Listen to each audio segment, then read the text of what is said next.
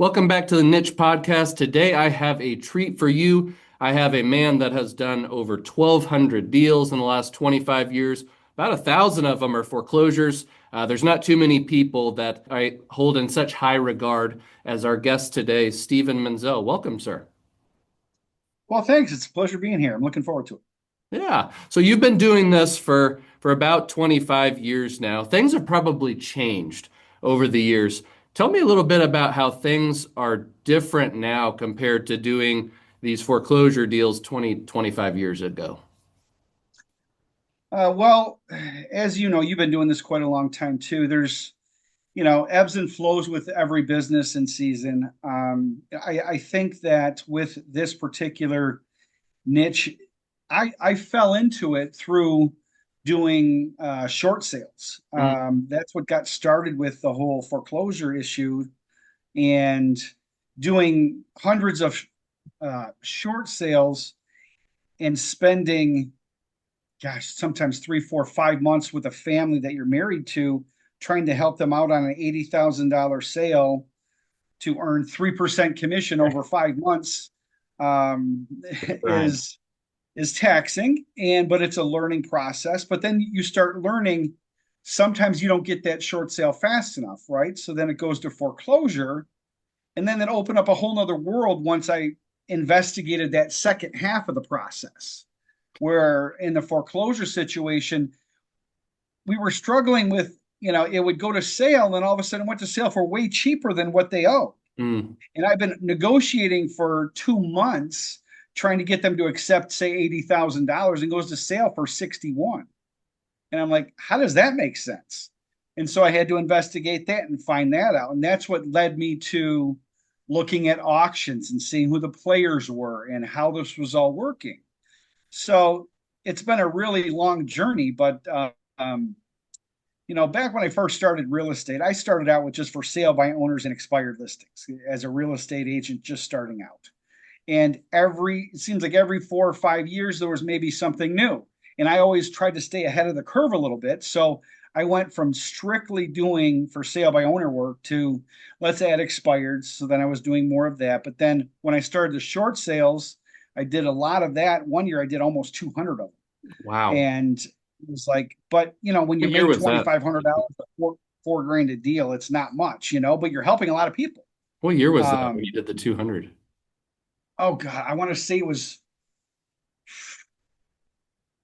2006, Okay, so right before the 2007. turn. Yeah, before a turn happened, but it seemed like maybe that was pre-turn before all of that happened. And just so many of them. And then once you're known as the specialist, everyone's throwing you their deals because they don't want to negotiate with the banks and do a second and third liens on those. And it starts to get really confusing. And you have to negotiate those HUDs and tell each lender something different. And oh man, it was Wild West So on stuff. the short Um, sales, I'm curious because I push people away from those because you mentioned some of the pitfalls. It's like, oh my gosh, I spent 5 months with these people and I didn't make much money, and it can be a whole lot. But there's probably a whole lot of learning that goes on behind the scenes on how lenders work and how lenders think. Can you share like a couple of the main learnings that you came across when doing all those short sales?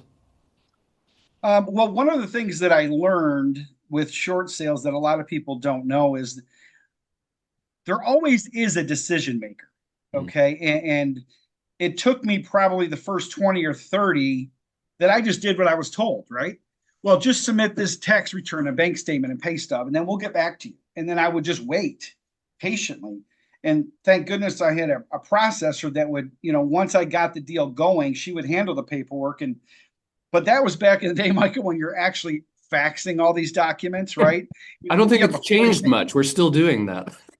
Well, I know they still ask for faxes these days on some lenders, but you're faxing 40 pages, and after 2 weeks, they tell you we didn't get 3 pages. Right.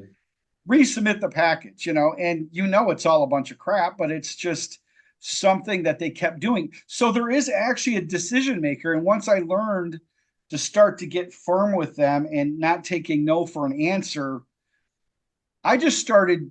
I it was kind of by default. No one really taught it to me. I went to Google and looked up the executives.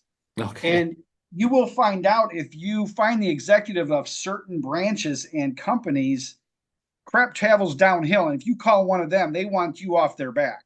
Mm. So then you get a phone call from somebody saying, yes, this is what we need. Send us a HUD. We have to clear this, cut your commission from 7 to 6, and we'll close the deal. And I was like, wow, light bulb moment, right? I'm like, okay, so now you can actually get to a decision maker if you keep pushing. I mean, that was probably one of the biggest things with the two biggest things. That was number one. And number two, when you have more than one lien, um, you have to play a game with the HUD, okay, back and forth, where one lender sees one HUD where they get a certain amount, and then the second position lender knows that there's another first position. They know they're in second position, so you always show them initially getting $1,000. Even if you can get them 5 or 6, you show them just getting 1,000, and then they might come back. Well, we want 2 or 3 because they know they get nothing if the other one goes to foreclosure sale. Mm. So little things like that, and then building relationship with some asset managers, which was kind of nice because you could skip the line sometimes if you had a direct connection. Love that. But boy, go ahead. So developing a lot of relationships, understanding that there's a decision maker. I'm curious, you got to all of these leads, a couple hundred that year, and I know you said that you had some people that started seeing you as the short sale guy, right? And they were bringing you some leads. But how did you find those at the beginning, those first handful of short sales? How are you even coming across those folks? Well, it's funny because it kind of goes back to when I started with for sale by owners. Hmm, A lot of times they were selling because they didn't have enough money to afford a real estate I agent. see. Okay, so when you get in the house and you talk to them and they say, one of my easiest closings for working with a for sale by owner is I would say something to the effect of, if I could put more money in your pocket than you could, is there any reason why you wouldn't want to work with Hmm. me? I know you want to clear $110,000, but if I can have you clear 114 and you still pay an agent, is there any way you wouldn't want to do this? Well, no. The only reason I'm doing it is to save money because I owe almost all of it. And that produced the short sale situation. So by default, just working my normal stuff with for sale by owners, I fell into the short sale process. And because I was probably listing 7 or 8 houses a month just in for sale by owners. Hmm. But then 2 or 3 of those turned into short sales. And then it just avalanched from there. And then I started, once the foreclosures, a couple of my short sales went to foreclosure, then I started learning that process too. And it was a domino effect from there. Do you remember? I know you did a lot of these short sales. Then you noticed some of the foreclosure deals going to the steps for cheaper than you could negotiate. Do you remember the first deal that you actually did where it's like I went after the seller that was in foreclosure and did it differently than the agent route with the short sales? You actually went on the investor side of the fence and played that side of the game. Yeah, it was what I call a light bulb moment, really. It was one of those things where the light just went on when I realized that I was doing a short sale and then it went to the foreclosure sale. And we couldn't get it approved because for whatever reason, the bank wouldn't approve a short sale at, say, 80 grand. Hmm. Okay. But then what happened is it sold at the auction for 60. Now we could just proceed and close because then I asked for a payoff and the bank was like, well, it's sold at the auction. So now we can't, you're going to have to go through the foreclosing attorney. So I go to the foreclosing attorney and they give me a $61,000 payoff. So now there's all this extra money. And that money went in the homeowner's pocket. Although, and you're aware of this, and some people are and some people aren't, of deficiency judgments, right? Yes. Where the lender can say, oh, you owe us that difference. Well, I've been doing this a very, very long time, and I have not had a single lender come after a person for a deficiency and Interesting. saw it through to its fruition. Usually it's $1,000 or two and you can settle it and then it's over with. But I probably haven't had 5 in my career that actually wanted money because negotiating a short sale, I would always ask for a letter to release of lien and liability. Hmm. And we would get that on any of the shorts. But afterwards, you wouldn't get that, but just the lender was always taken care of anyway, because by and large, Michael, most of the people that are losing their houses were, FHA buyers, VA buyers anyway, where they didn't have hardly any money to put down, and they're not collectible, right? So, from a lender wanting to spend thousands of dollars to try to collect, $10,000, and it might cost them five to collect with a 10% chance of even collecting. It's not a good business move for them, obviously. And banks aren't stupid. They understand how to make money. 100%. So there's not too many people that talk about deficiency judgments online, especially negotiating them. I'm curious, how does that work? Let's say someone owed 80, right? And then it sells for 60, kind of like our example. There's a $20,000 deficiency judgment. What does that look like on your end when you're working with the foreclosure attorney and trying to get them to send you a waiver over? And you said, hey, I'll give you 1,000 or 2,000 bucks. What is that process just for someone that's listening that may be dealing with a similar situation? Yeah, when you're getting the waiver of the deficiency judgments, it's always in a short sale type situation, Hmm. really. After the foreclosure, it doesn't really happen. But in a short sale, when you ask for that, sometimes the lender will just grant it. It's very rare initially that they grant it because they're just trying to squeeze for some more money. And it's very funny how they ask for money without directly telling you, I want your commission. Meaning, what they'll say is, well, I don't care how you find the money, but we need another $2,000. Hmm. Okay, which just happens to be sometimes 1%, sometimes 2% of your commission. And there's nowhere else to squeeze, right? And you want to satisfy the family. So you just, you cut your commission and you close the transaction. But more importantly, you get that letter for the homeowner saying that they will not come after you for any difference. But it is a negotiation. Most of the time, if they don't initially give you a release of the deficiency in a letter, you got to move it up the food chain one level typically, and that's it. Most of the higher executives don't want to be bothered with any of that stuff, but there's always somebody that handles the bullpen of people that are making all these calls and handling these. So if you just go up the food chain once or twice, you usually will get that for a short sale. And there's still people that are doing plenty of short sales, on this. But what a lot of people don't understand is in a short sale, the homeowner cannot receive any money Hmm. other than like moving expenses or a very basic amount, maybe two, three, $4,000. I've probably seen up to 10 grand at the most, and that was for like a very expensive house. But Right. short of that, they can't do that. So that's something that you always need to know going in, because some homeowners want to do a short sale, but then they want to walk with money too. And I'm like, well, yeah, that I want to be taller too, but that's just not going to happen. Don't we both?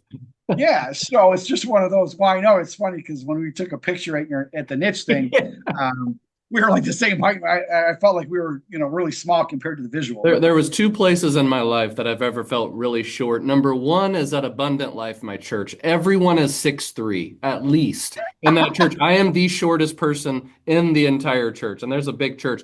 Then number two was our niche mastermind. Steven came down here from Michigan, and me and him were just trying to like have an act of solidarity together at being the short guys, and everyone else was tall. So funny, funny. right, So sure. obviously, Steven's showing a lot of wisdom here. It takes a lot of licks to learn the things that we've learned over time doing all these deals. Uh, and somehow you figured out how to stay in this game for 25 years. We were talking about this before we hopped on the podcast here, that a lot of people, they don't get traction that first one, two, three, five deals, and then they end up kind of churning out into some other industry. What do you feel like it was different about you than most that has allowed you to have this longevity and do this many deals through different market cycles and a lot of different life factors, et cetera? Well, I think that I've always had a stick to itiveness, if you will, and I always wanted to stay ahead of the curve. I kind of pride myself on seeing what's coming with the real estate market and then reacting and not just sitting and waiting for everything to happen. Um, but I will tell you, and I know that you know this because you've talked about it before, you have to spend money on good, high quality education. If you don't, you can't master any craft without learning from a master. Um, You learn from somebody average, and you're going to get average results. One of the things I made a commitment to myself when I started real estate, that I never did real estate for one day part time. I jumped in full time from the beginning, springboard all in. I saved 3 months of expenses. And then what I did is I read cover to cover probably 3 times How to Master the Art of Listing and Selling Real Estate from Tom Hopkins. Mm. He was very old school, but he had great closing sequences. He taught you how to talk to for sale by owners and expired listings. And that was the beginning of my career. In my first year, I made 100 grand. And I was coming from about a $45,000 career in loss prevention, which I was a district loss prevention manager. And I had to travel around in several states interviewing and interrogating employees that were stealing from retail companies. Oh, So one of the things that's really helped with my job and career now is I went to interrogation school where I learned how to think 3 and 4 questions ahead so that I have my answers kind of already ready when I'm talking to people. hmm. And you'd be surprised if you ask the right questions and you're leading them to a decision that's good for them truly, but you already have 3 or 4 ahead. It's like a chess game when you're talking to somebody and overcoming objections. And the bad part about trying to overcome objections sometimes is you just go from one to the next, where if you lead them down a certain path of questions that you know are going to be good for them, the pressure is off. But when you have to overcome a new objection, you got to pull it out of somewhere every time. Then it seems like it's just, oh, I got the answer for that one. Oh, I got the answer for that one. Right. If it's more natural and you're just leading them to a decision, it just comes across a lot more smooth, and that will help you close transactions.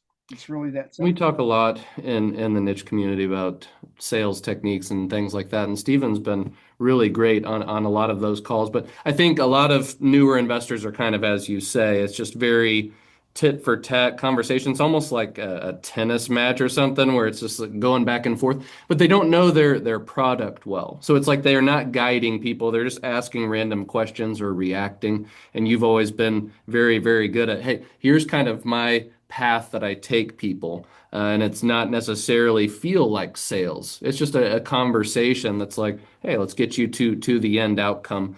So obviously, you've been in this game for a while. You know that these deals can sometimes be a challenge.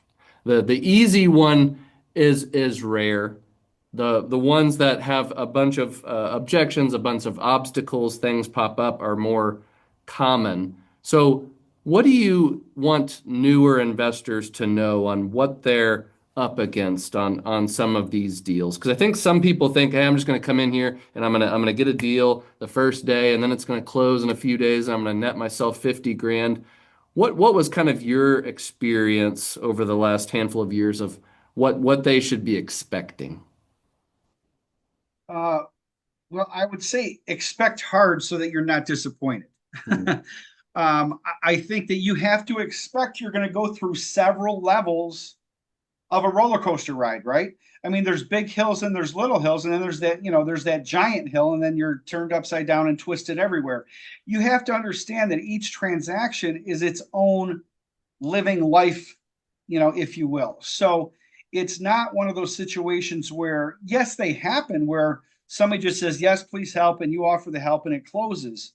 Those are great. And fortunately, sometimes those are your best deals, Yeah. right? Where it's so easy, and all of a sudden, yeah, I just made 40 grand on that. I only had to do a couple phone calls, a little bit of paperwork, and we're good. You have to spend the time, energy, and enthusiasm building yourself what I call a Super Bowl team. Mm. I think that that's so important because this is not really an individual sport. I mean, there's a lot of people that want to get into this for a quick lick and to make some little money here and there, but you have to build at least a small team because there's only one of you. And you have to be able to delegate and motivate certain things so that things don't fall apart. Because I kind of equate it, Michael, to you're at the beach and you're grabbing some sand, right? And you're picking them up with your fingers. But try doing that with just one hand Mm. and watch how much sand falls through your fingers. Yeah. There's so many moving parts to a transaction that they all have to be handled with care. but that doesn't mean that you have to handle them all with care.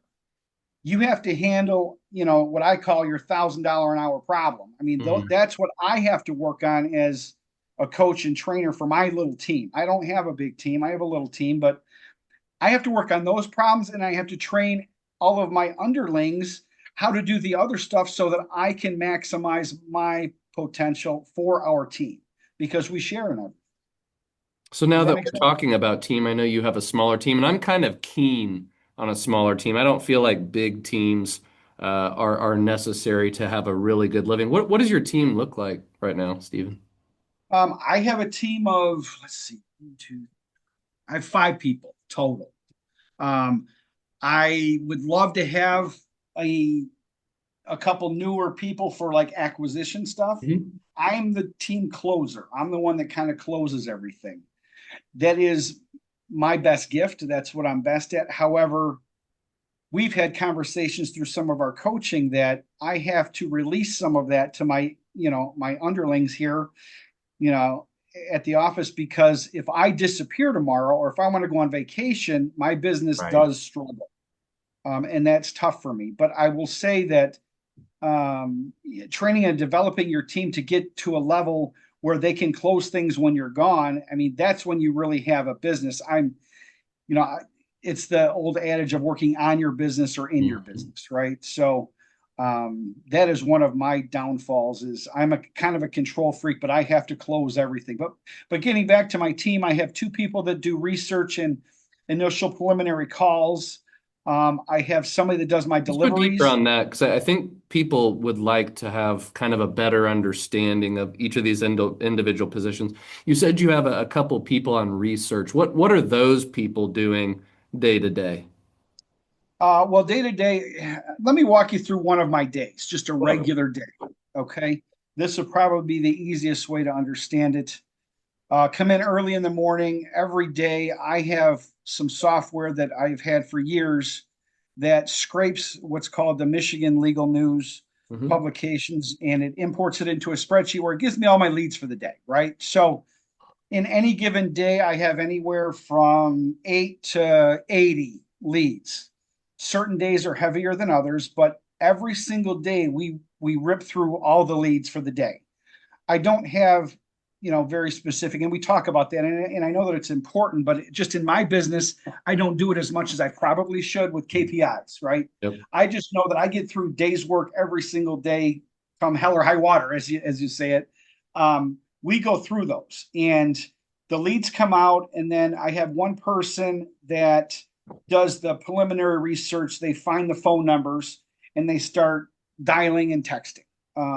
Another one also does that, but we put them in different counties because in Michigan, there's like 52 counties. We Hmm. specialize in probably 4 or 5, but we do the whole state because you never know what you're going to run into. And Sure. I will tell you that some of these out counties have some of the best deals because Heck there's yeah. no competition. Nobody is there talking to these people. They have 60 acres in an old farmhouse. It's 4,000 square feet, and they're stuck in a reverse mortgage and they're in trouble. Sometimes there's 150, 200,000 in equity in those deals, but Yeah. they have maybe 2 phone calls and a piece of mail to them. And I'm like, how many people have been bothering you? Oh, gosh, you're the That first reminds person. me of my best deal. My best deals, I don't want to give away too many of my secrets, even though I give away all of them anyway. But land properties out on like the very edge of where you would consider buying have been our best deals ever. There was one, I can't remember. I can't even remember the name of the town because it was so obscure. But I had a guy that was on my team. This house had probably $350,000 in equity, 20-acre property. It was a mobile home on the property. He's like, should I knock this thing? It's like 90 minutes away. And I was like, you miss 100% of the shots you don't take. So he goes to the house, right? There is a sticky note on the door, not from an investor like we put, but it was like, hey, I'm the daughter of the homeowner. If you need anything, just call me, right? So he calls and we end up meeting with the homeowner who ends up being deaf. Very interesting appointment, by the way. Had like a interpreter online with little laptop and they were Oh, like wow. signing and stuff. It was a cool experience. Anyway, we ended up making something like $130,000 on this deal. I asked them, has anyone else reached out to you? No. Not a soul. So I like those ones that are on the outskirts. But I'm distracting you. Keep going. I don't remember Oh, what. no problem. No problem. No, those are great stories. So yeah, so we have a researcher pulls the numbers, starts the calls. Um, there's another person on our team that manages CRM, so Hmm. they do all the follow up stuff because I find that here in Michigan it's a little different than a lot of places in the country. We have a 6 month redemption period after the foreclosure sales, so we have a long time to track people, and we have those procrastinators, right? That even though it's coming to the sale, I got 6 months afterwards, I'll figure it out, and What then they end up percentage of your listing with sellers somebody. do you think are educated on the redemption right period that you have, that 6 months? Is that the vast majority of people, or are most people just kind of clueless about it? I'd say it's, well, here's where the difference is, right? In my current market, where like Wayne, Oakland, Macomb County is the one closest to me, they're pretty darn educated because they're getting blasted. Okay. Everybody's educating them on the phone. I see. They're telling them, oh, you got 6 months, don't worry about it. These are the realtors that just want listings. I see. Okay. So they're ruining the Those job for realtors, us. doggone it. Yeah, well, and I'm a broker, right? Yeah, So, yeah, yeah, I have realtors here, but well, and my team are realtors too, which helps because they can go to showings, they can present paperwork, they can do all yeah. kinds of things some people can't. But yeah, the listing people that just want to list houses, they screw up a lot of foreclosure deals Mm, for us because yes. they educate them to the whole process. And oh, don't worry, afterwards it'll probably sell for cheaper at the auction, so don't worry, I'll be able to put money in your pocket. Mm, And I could put more money in your pocket than these investors can for sure because they got to make money, and I'd rather see you get it. They, I know the scripts on both sides of the game, right? So it's yeah. one of those situations where it's a double-edged sword sometimes. So we have someone that tracks it and pulls all the numbers. We have two people that call and text, but I think that it's leaving the right messages that you teach in the niche community, and it's leaving the right text. It's not just about texting. Yeah. It's about what I call scratching or picking a scab. You know what I mean? You have to irritate them to the point where I got to answer that text. Are you walking away from over $50,000 in equity just because you don't feel like claiming it? Question mark. I mean, you can Mm. say so many things that just pique their interest to where they're like, what are you talking about? And then that starts the conversation. That's an I'll say, interesting way of thinking about it. You got to annoy them enough to like you're picking a scab off of their. That's interesting. I've never even sent a text like that one. Give us another gold bar text where it's just like that one converts, and hopefully the okay. Michigan people won't listen. Yeah, well, now if they do, that's okay. No problem. But um, let me think of one really good one that works a lot. Uh, I like to start off with something that I never did until I met you in your community is I apologize for the random text. Mm, But the only reason that I am contacting you is you are now published in the legal news. Were you aware of that? right. That's an interest piquing one that works really well. Or, they have scheduled a sale on your house. I'm not sure. It's probably a mistake, isn't it? Hmm. And then just get them to say anything, right? Little things like that will absolutely pique their interest. But what I did is I kind of created a binder of my top 20 or 30 texts that I shoot out, and I'm happy to give it to anybody in the community if they want to. I'll PDF it to anybody who wants it. But I will tell you that it's really important what you say just as much as just saying it. I mean, Right. follow up is one thing, but effective follow up is way better. 100%. Uh, because usually it takes 6 or 8 touches before you get a deal. Yeah. In my experience, at least, the one off where you get a conversation, that those are tough. But one of the things that I do in my team, and you're going to laugh at this, and for people that have small teams, this is a nugget you might want to use. I like to have my people that are on the phones within earshot of me. I want to hear them on the phone. Even though they're in another room, we have a policy, no closed doors. Hmm. Because I want to hear that. I don't care if you want your privacy. No one's talking loud enough where we're not in a bullpen, right? Everybody has an individual office. But this has made me hundreds of thousands of dollars. It's a little bell. And when I hear somebody screwing up on the phone, that means bring that phone call here now. And then what they do, that's their cue to introduce them to the broker. I Okay. see. They have to come up and bring me that phone call. And we already have it predetermined that they're supposed to say, oh, hang on, my broker just walked in. Steve, do you have just a couple minutes to talk to this family that's in trouble? And then I get in and say, oh, hi, how are you? And I ad lib it, but then while I'm stalling, I'm pulling up their legal notice on the computer Yeah. and everything else. And I have it dialed into where I convert that call to a walkthrough.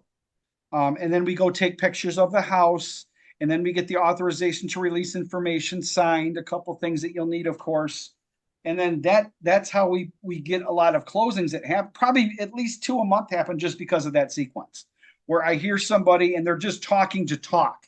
And I'm like, So how here's often are we dinging the bell, Steve? twice a week at least. Twice a week. I need to do Yeah, that with my team. I noticed something recently. Like you got your funnel, right? You got your prospects coming in. You have people that you get in conversation with. Then you have appointment. Then you have contract, right? And once we got the appointment, the contract rate was really good. They were closing 40, 50% of the time. We were getting a hold of 40 or 50% of the people that were on our prospect list. But where we were deficient was actually the conversation to the appointment. They weren't selling the appointment like you were talking about. And right. I looked at our conversion rate and it was like 10 or 15% of the calls were translating to appointments. I'm like, dude, what is going on? So I listened to a few of their calls and I'm like, oh, what is this right here? That is not how I trained you. So maybe I need to get a dinger in my office. I'm telling you, the dinger works, man. Get the Because dinger. well, here's why, Michael. Though when you're deep into that conversation with a customer, you're trying to build rapport. You're trying to do a lot of things. You're not thinking about staying on task, staying on track, being laser focused. But that's always in the back of my head because that's my $1,000 an hour thinking, right? So when I hear when one of my son-in-law works with me, his name's Austin. Sometimes God bless him, but he's on the phone for 25, 30 minutes and he hasn't really started even a closing sequence for an Right. appointment yet because he's newer, but he's getting really really good training. But yeah, he hears that and he starts sweating because he's got a little habit. Oh God, I got to go bring this up to Steve. So then Yep. he brings it up and he'll say, "Yeah, this is Jessica," and he'll have a little piece of paper written down in my Google Drive because I use Google Drive and we have them all on my spreadsheet. It'll say line 20, blue form, Wayne County. And then I Mhm. can pull it up and I see on my spreadsheet, I have, okay, here's the equity, here's how much they owe, here's the foreclosing attorney. And now I can talk about, oh, you have a TROT file. Okay, that's TROT law. I actually have two good friends over there that I've been doing a lot of deals with. It, would you be terribly offended if I wanted to try to fast track this for you and I can get your answers here probably in a day or two? Mm. Of course they want that, right? Well, let's do that because your sale's coming up in 2 weeks now, and we haven't been able to get a hold of you until now. So let's do that. But while we're working on that, I'm going to send an email probably by 3 o'clock today. However, if we can do two things at once, it'll kind of kill two birds with one stone. When would be a good time for us to come over?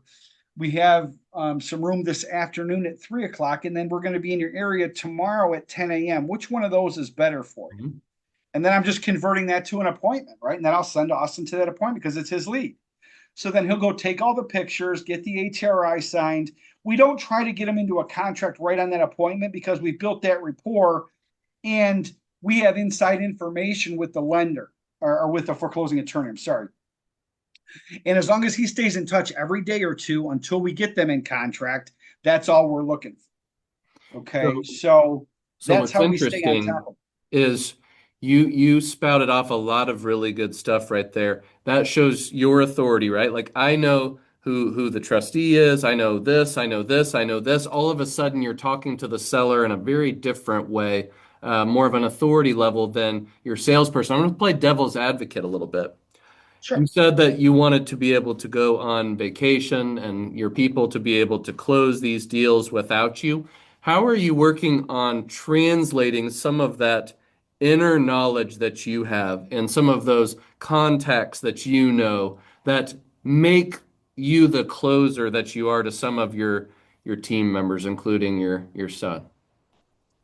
One of the ways that it is slowly being transitioned, but not really fast enough, is I make them sit up here with me when we have that phone call. They Hmm. don't give me that piece of paper and then walk away. They sit there and they're supposed to park their can in the chair and absorb everything that I'm telling them. Mm. But you made a very, very good point, Michael, that you picked off on this, that by doing it that way with the bell, it's an authoritative figure. It's a different conversation with that homeowner. Now they see, oh, I got the big kahuna now. I'm not just talking to another person calling me on the phone that texted me at random. I got the guy that owns the company. And so, as the leader, that really helps conversion tremendously. And Yes. then you just have to be educated, right? You just have to say the right things at the right time with the right tempo.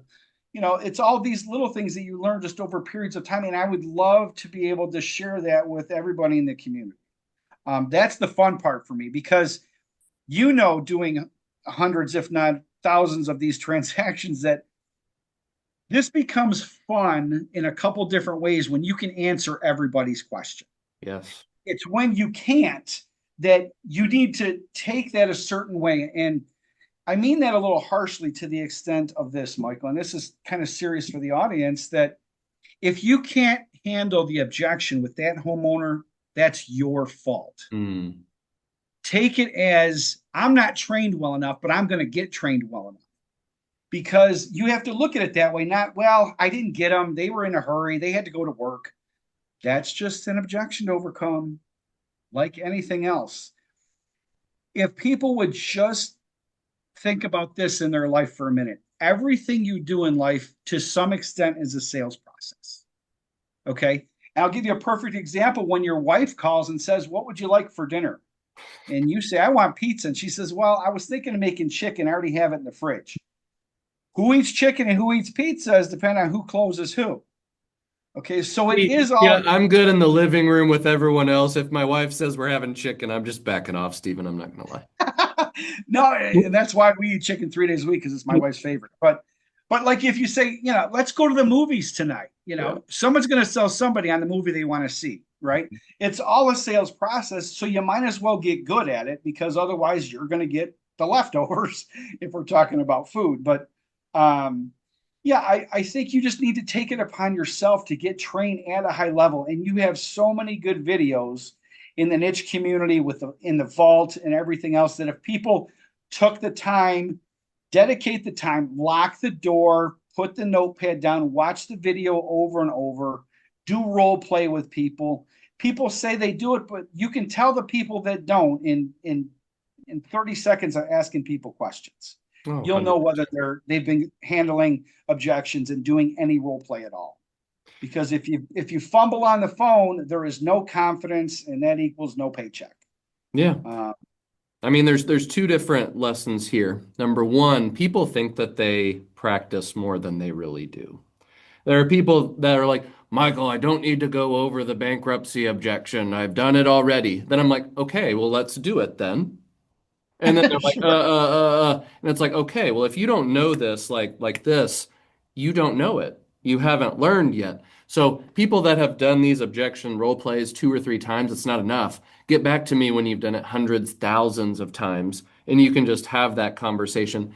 Number two is that you said a few things, is that you'll lean into resistance. I talk about this in the community all the time. Someone's going to say, well, I don't know about the appointment. I need to get permission from my husband or wife, or this objection. And a lot of times you're like, oh yeah, go ahead and do that. We'll talk next week. What generally happens once they leave the phone, Stephen, in those You never situations? hear from them You'll again. never hear from them again.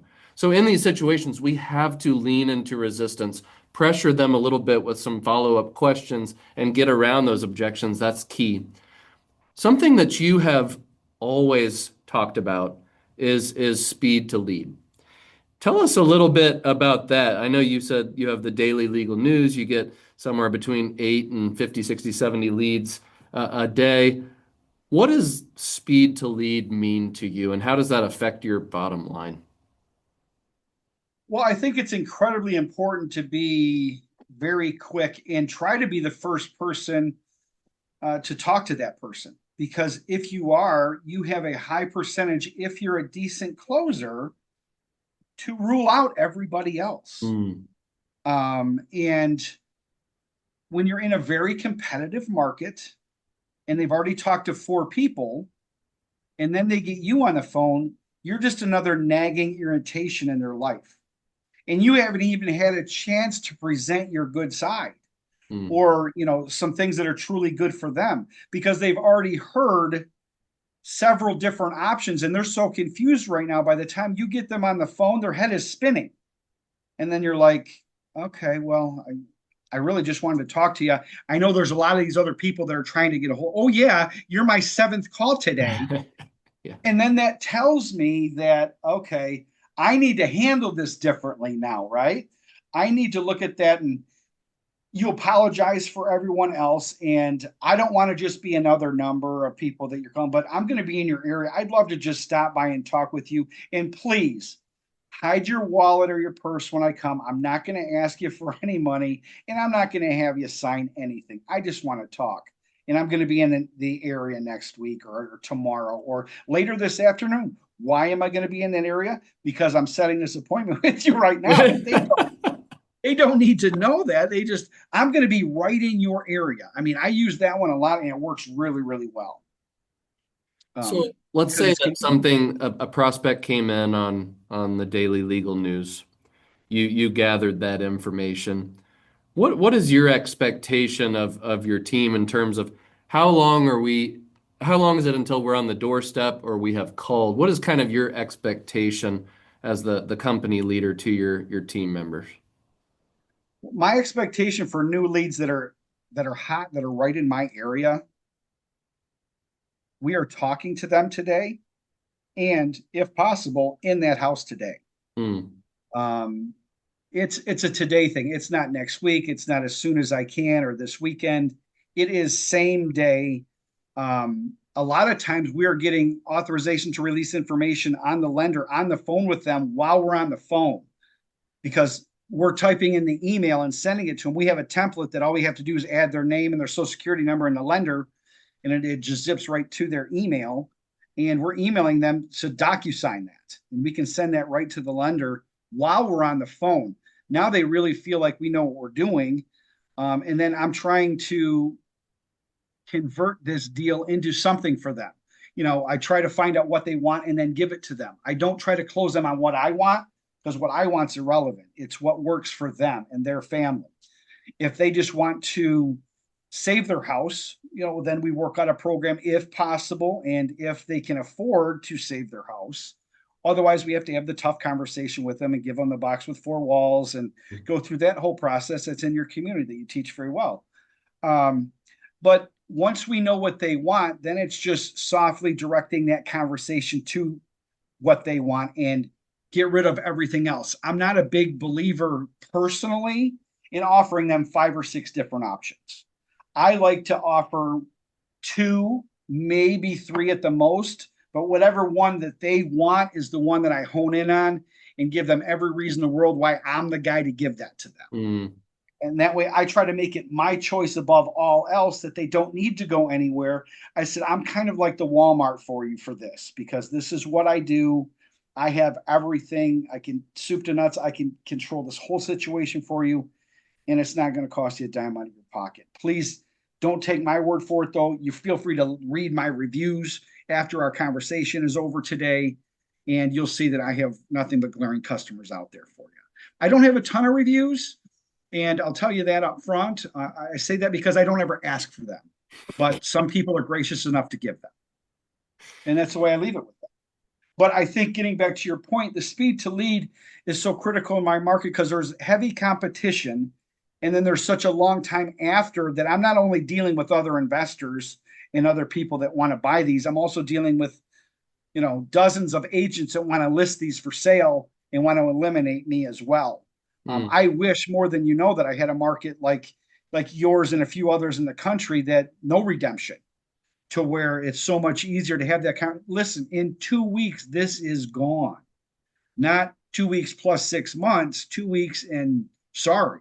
So, if I can do something to help you with this, that would be great. But that's why I want to extend my help to everybody in this community. I just think that, I have a few golden nuggets here and there that I want to teach people to where I can get them to that level where they're closing 2, 3, 4 deals a month, and they're going to be pleased as punch that it does work if you put the right steps in place.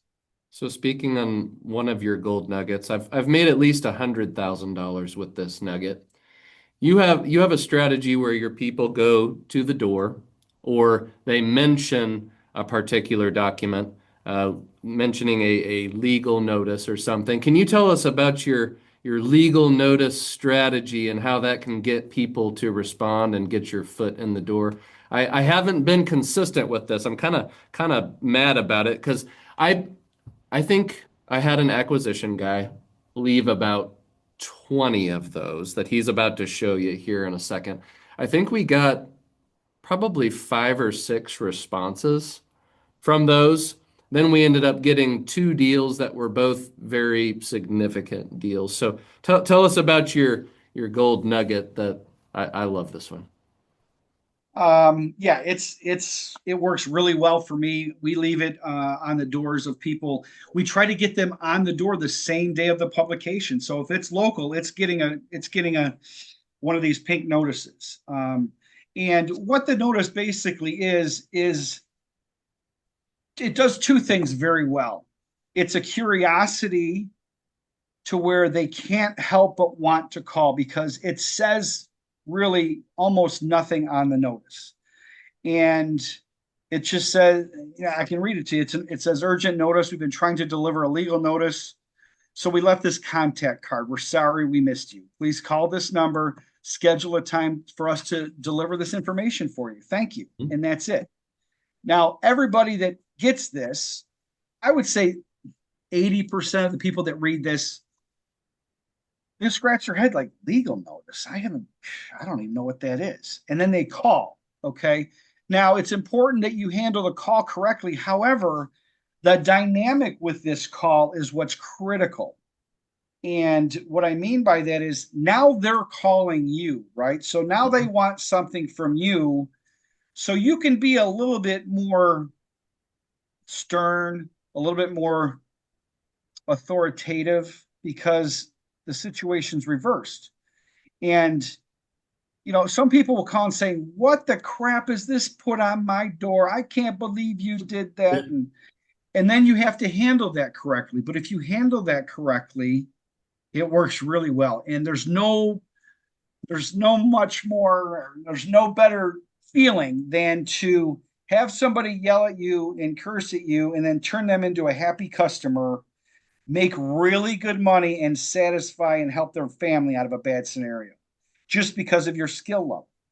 Okay. But you have to be able to do this the right way. So when somebody's angry with you and say, listen, the reason we put this on your door that way is so that a nosy neighbor or maybe one of your children see this and they have no idea what it's about. I don't want to air your dirty laundry on the door, but most of the people that we help with this, they're really thankful that we do this.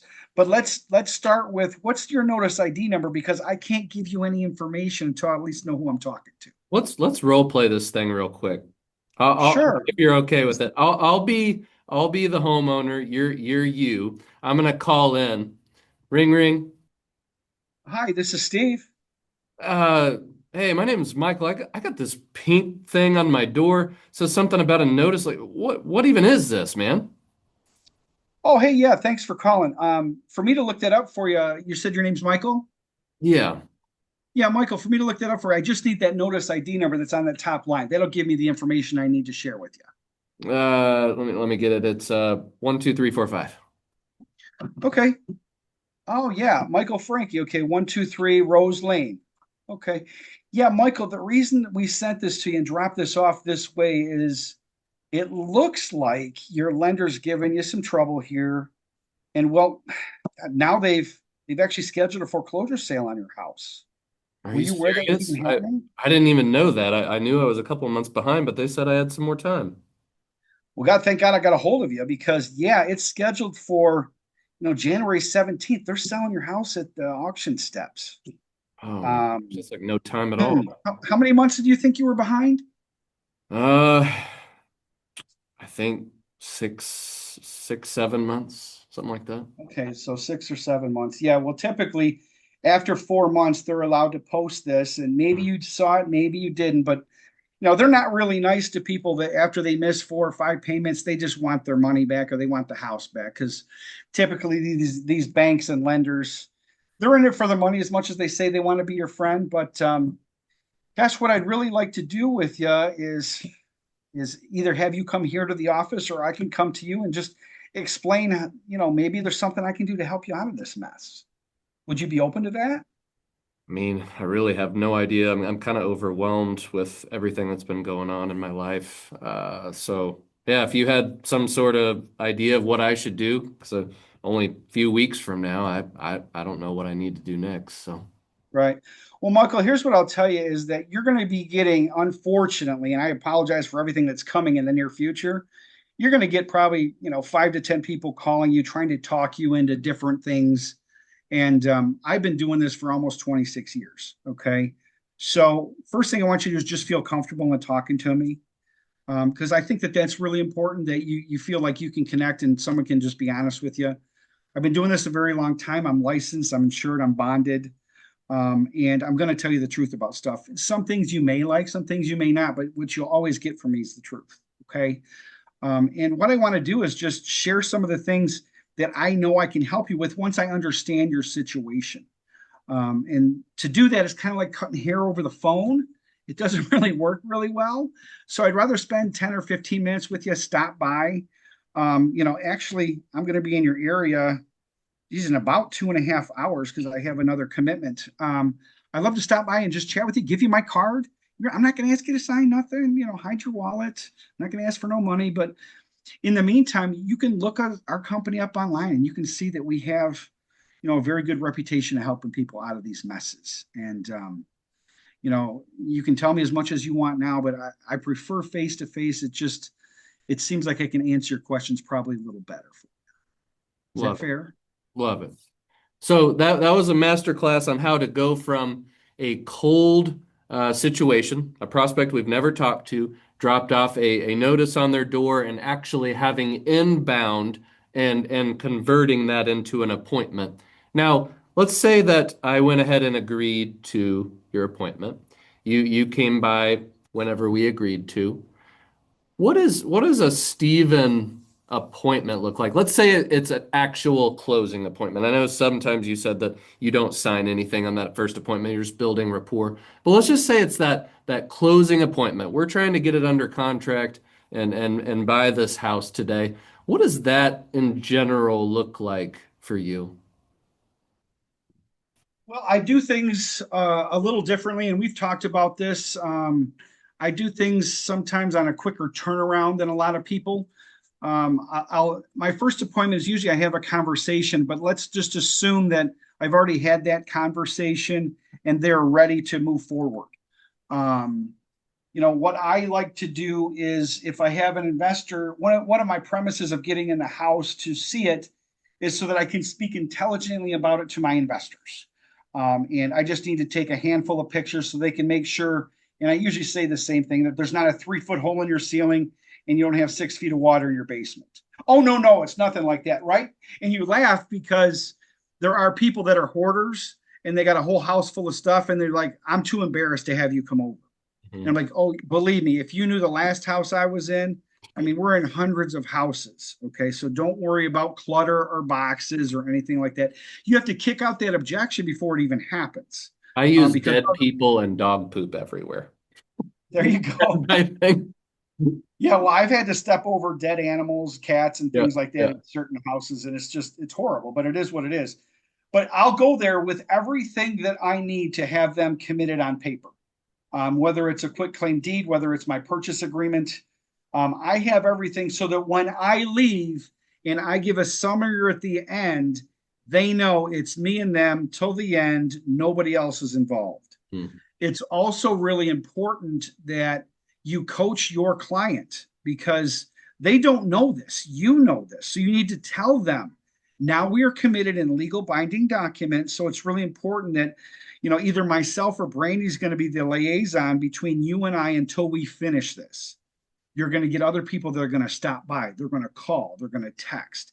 Ignore all of those people. It's like you just went to the dentist per se, pulled a tooth, you're getting a new one made, and you got to go back to the same person to get that. Okay, you're not going to have your neighbor come in and have him sculpt up a wooden tooth for you. It's the same person that has everything. We're one stop shop. We're going to get this done for you. And the proof is that we've been doing this for 26 years.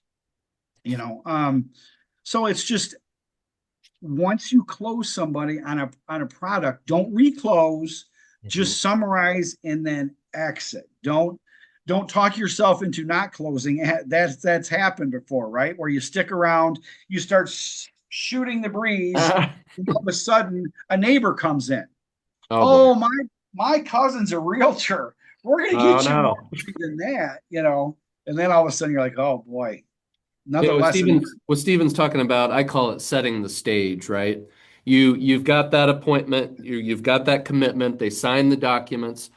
Obviously, a lot of us want to be like leprechauns and kind of click our feet together and run out the door, right? And Steven's like, let's not spend too much time there, but we do need to set the stage on, hey, these documents are legally binding. Hey, here's the people that's going to be involved. Here's my title company. Here's my transaction coordinator. Here's kind of what the next handful of days are going to look like, and this is what you should expect. So they should have all this information to where you are bringing extreme clarity to that situation because you've probably seen it. Maybe it's some of your acquisition guys that aren't quite as experienced. They don't explain things well, and then maybe we don't communicate with them for a few days. What happens to some of those sellers where you just don't do a good job setting the stage? You don't communicate for a few days. What happens to them in your experience? A confused mind doesn't close. Hmm. When they don't know what's going on, you haven't been very clear on what's going on, and somebody else steps in and decides to give them some clarity. Now they got this new person that says, well, I forgot to tell you that my cousin's actually a realtor and he came over and we're just going to go ahead and list it because I didn't know I had all that Yeah. that kind of stuff.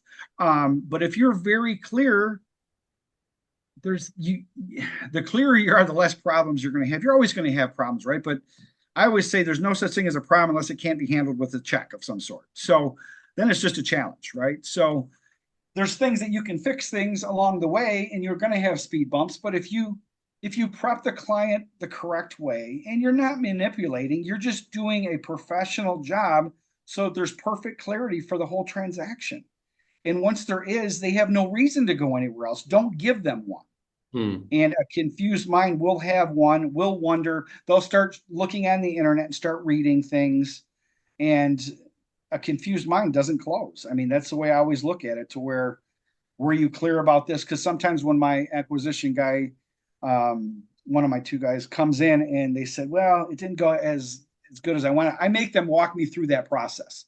Because if I can pick off that little thing that could have converted that appointment to maybe a signature, or they didn't want to sign because their wife wasn't there, then it's a prep thing, right? Where they didn't have the decision makers both there, the right time, the right way to get it closed correctly. Or don't ever let a spouse, well, I'll talk to my wife and I'll explain all this to Yeah. her. Okay.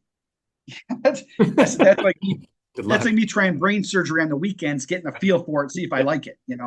Um, they can't explain the way you can, and they can't lead those conversations the way that they need to go to help that family. Because if you let down that family and they choose somebody else, you totally have to look at that. That's your fault. It's not their fault. It's your fault. You Yeah. have to introspectively look at that. Hmm. That's the way I've always done it. And that's what helps me keep my act sharp. That's all. Love that. So we've kind of talked about some ways that you can get in the house, talked about closing a little bit, what that can look like. Now we've got a very tight timeline, right, between that contract and the foreclosure sale. I know you kind of do things a little bit differently than some. Like normally, I would go postpone the sale, I would close on the deal, and you may do some of that as well. And then a lot of times I wholesale. What's generally your procedure? Steven just got a contract, foreclosure sales next week. What's your go-to strategy to either stop the sale, quit claim the deed, assign it to someone else? What's your go-to thing? Two things are my go-to, which they're going to be way different than most of the people in the community for a regular transaction. But when people talk about your money churn, getting it back as fast as it's going out, that kind of thing, some of my deals are done from start to finish in as quick as 1 day, Mm. sometimes 3 days. What does that But look? I don't do a whole lot of 30, 45, 60-day closes. I don't. What I do is I already have what I call my Super Bowl team in place, to the extent that I have my investors, that two of my main investors that get most of my business, they buy 7 to 10 houses every week at the auctions. So they just have an unlimited supply of money. God bless them. I wish I was in that position, but I'm not. But they'll take any deal that's a deal, right? So I do my homework in advance so that I don't run into some of these challenges, so that when I present something to them, I've already built that level of trust, right? When I say I got a deal, they don't question it. Hmm. They'll just say, okay, well, what do you want for it? And then they'll say, give me 15 minutes and I'll call you back. And then they'll call me back and say, yep, close it. So then I close it. And literally that's same day sometimes. Sometimes it's tomorrow or the next day. And how I close it is I will get a deed from the homeowner in the investor's name. And let's say we agreed on they want to walk. They said, if you could get me $25,000, I am out of here. Okay. My family's already moved downstate. I'm stuck here in this house. We got two different houses. So then my investor will cut them a check for 25 grand, and they will sign a deed. And I've already ran title, right? I know there's no liens, there's no problems, there's no back end stuff, because I have a dedicated title examiner Mm. that will get me full title commitment within an hour, Oh wow. sometimes sooner. But here's the funny part: when you're connected with some of these foreclosing attorneys and the investors, guess what? These investors are running title too. So they've already ran title for that investor on the side, right? Because these investors, when they're buying 7 houses a week, they're running title on all of them. So some of them are just in the title company's database. It's not like they got to go run brand new title. They're just pulling that file. Oh, here's the title. Let's change the name. Let's change who the buyer is, and we'll ship it off to Steven now for $100 because I pay $100 for a title search. Great investment, because I have a full commitment now. Liens, encumbrances, IRS liens, tax liens, any troubles I know about and the investor knows about before he commits to paying 25 grand to this homeowner. Um, where things start to get a little complicated is I need 25 grand and I need 2 weeks, okay, because I just got to move my stuff. Sometimes then you have to work out a separate agreement. You work out holdback monies, things like that, which you're familiar with, and most of your audience probably is as well. Um, but it's a very simple process, and sometimes he'll pay 25 and he'll give me 15 for the deed. Okay, so then I'll get 15 grand, and I got maybe 2 hours into the deal. Yeah, that's That, a very one of my biggest KPIs over the last year or so is cash conversion cycle. How quickly can I get a contract and turn it into cash? Historically, mine has been a little bit longer than I want because I'm doing a whole lot of wholesales and flipping and stuff like that. But I heard about Stevens. He's like, yeah, I went into the house and I sold the deed to this other guy and I got cash here in like a couple hours. So that's a massive competitive advantage to be able to have that title work back. What is that relationship like? I don't have anyone here, admittedly, that can do that for me. Is that someone in your brokerage? Who is this person and how did you find them? uh, You don't have I've to been, say the name. what's that? You don't have to say the name. I'm just No, I more won't curious say to the the name. type Yeah, of person. I have to protect the people, but Yep. I will say this. This is about building relationships, just like you talk about. When you're building a Super Bowl team, you have to seek out the right players. One of the things I want to tell everybody in this community that's really, really important is attend foreclosure auctions in person. Mm, Okay. And any of them that are on the courthouse steps anywhere in the country, if you don't go there and meet people that are buying these, you're foolish. mm. Online is a different story. But if you don't go and meet these people, I found my examiner from one of my investors, Interesting. okay, that I met at the auction. Because once I started getting into foreclosures, Michael, I'm like, well, where do all the foreclosure people hang out? And it's at the auctions, right? So then you attend 3, 4 auctions in a row, and the same guy's buying 5 houses a week.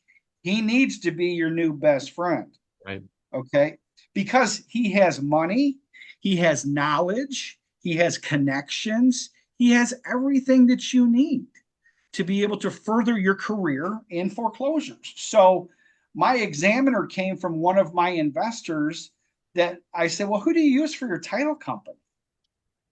And he told me. And then I asked him to share this. I dared him basically. I said, you don't get title in an hour. He goes, I'll forward it to you. I said, I'll buy you dinner. I'll buy you a $500 dinner. You forward that to me within an hour. And he made the mistake of giving me the examiner's direct email. Oh, So I struck up a conversation with her. And I said, I need dedicated examiner that can do this for me, and I need him back fast because I'm competing. She goes, oh, we work with several big end investors that do this anyway. It's just $100, but we'll get it done. And the reason we can charge is because we know if we run this once, it's going to 2 or 3 people. And right. I'm like, I don't care who else you send it to. It doesn't matter to me. And that's how I found the dedicated examiner. But if you do your research and you dig and you cultivate these relationships, that's how you build your Super Bowl team. It's like going recruiting, right? Just I'm like anything. curious, is that person someone that you could just find online, or is it you were never finding that person without talking to the people at the sale? You're probably no, you are not going to find that online. You're not going to find it on Google. You're not going to do any weird web searching to try to find someone like that. But I will tell you a tip that has someone else has used is look for people that used to work at a title company doing examining. Look Mm, for a title examiner. Go to Indeed and look for a title examiner. Or go to some of these places that used to hire these people. Find out where their warm market is, and they interesting. know how to pull title, those kinds of things. These are the little things though, but they mean so much because if I can get title in an hour and they tell everybody, yeah, it's 2, 3, 4, 5 days. I'm like, I already got that closed and I'm paid and I'm already on vacation by the time you get your title. So, I mean, What's that's the part that's fun for me, right? Because you talk about that cash conversion cycle, and are there problems that can happen? Sure, there are problems that can happen, but by and large, the beautiful part of doing it that way, Michael, is that these investors that are buying it from you, they do hundreds a year. They're experienced on fixing problems. You're not doing this for a Joe Blow that just wants to buy one house and you're just slapping him into this. You're doing this for the players that, because one of the, I will tell you this, one of the conversation I had with one of the investors, one of our agreements is this. Yes, I'm not getting as much as I could, and I get all of that, and I'd like to get more. But after this, and you have title, you've made, I don't want a phone call. I need this on this deal. I need that on this deal. I need that. You have a team in place that does this on a very high level, way higher than me, because you're doing 2 to 300 deals a year. I'm not. Okay. I have to work on these so I can get you more deals. I Mhm. don't have time to track down the phone number of their landlord because they didn't do this or that's $10 an hour work and I don't do that. I stopped doing that a long time ago. I was curious on how it was handled on the back end because you got the contract and the trust, and then you sold it to someone else. That makes sense. I'm glad you brought this up, getting context at the foreclosure sale. This isn't something I talk about a lot. I used to go down to the steps quite a bit. I probably went down there a few hundred times. Most of the times would get absolutely slaughtered by everyone else at the sale. But I noticed that there were a couple of guys that were buying all the deals. Like you said, there was a guy named Mhm. Jeff, all right? And Jeff was the biggest shark of all the sharks. And after the sale one day, I went and talked to Jeff and was like, just wanted to meet with him. And he's like, I sit at the Denny's over here from this time to this time every day. So I'm like, okay, I'll go to the Denny's. I kid you not, Jeff was sitting in this corner, and there's just like a line of people that were uh, about ready to talk to this guy. It's like the underground of the foreclosure world. So I get there to talk to Jeff. I end up getting my probate attorney, my bankruptcy attorney, and a few other people from this guy. And we've done a handful of deals over the years, but it was truly fascinating all of the knowledge that this guy had because he buys 5 deals a day, like you said. Sure. Well, very cool. Well, I won't keep you any longer. I'm going to ask you for one final piece of advice after I make a few announcements. So be thinking about that while I'm talking. Guys, we have built a wonderful community called the Niche Community, and I have something special for you called Niche OS to where we can get you all your foreclosure data, your community, your CRM, your automated marketing machine, all in one cohesive product. If that is something that you would like to install in your business, move yourself ahead several years, there will be a link in the description below. Steven, what is your final piece of advice from all these 25 years? What was your one piece of advice you would leave the audience with? Get trained on a high level. I think that you have to spend good money on training from the experts that are actually doing these deals day in and day out. I would never suggest start a new marketing program, starting this, starting that, because if you are not trained to handle the deal when it's put in your lap, you're not going to close it no matter what. You can spend all kinds of money on pay per click and all of these other lead programs and CRMs, and there's 19 different things that you can do, but if you can't close somebody or you don't have somebody who does the closing for you, you're not going to have closings.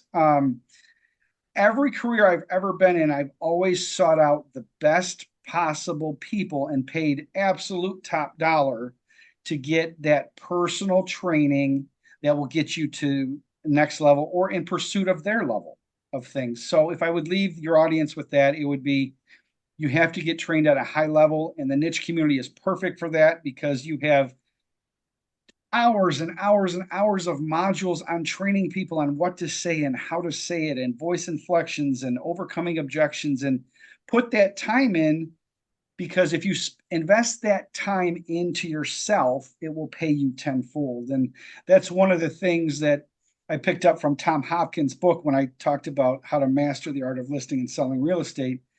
He said, invest all of the coins in your purse into your mind, and your mind will fill your purse with coins. I love that. Love that. And it was just, I thought it was such a neat little saying on how he's, if you invest in yourself, it'll pay you back tenfold. So that's what I would leave the audience with. Beautiful. Well, Stephen, I appreciate you coming on. So much wisdom here. If someone wanted to connect with you, potentially do some deals with you, how can they get a hold of you? They can get a hold of me through the niche community, and or my email is mrsold@aol.com. And you have to spell that out, though. It's MISTERSOLD@AOL.com. Feel free to reach out. I'm happy to answer anybody's questions, and I'll talk to anybody who's willing to want to learn some things. It's no problem. Love it. Well, thank you coming on, Stephen. I appreciate it.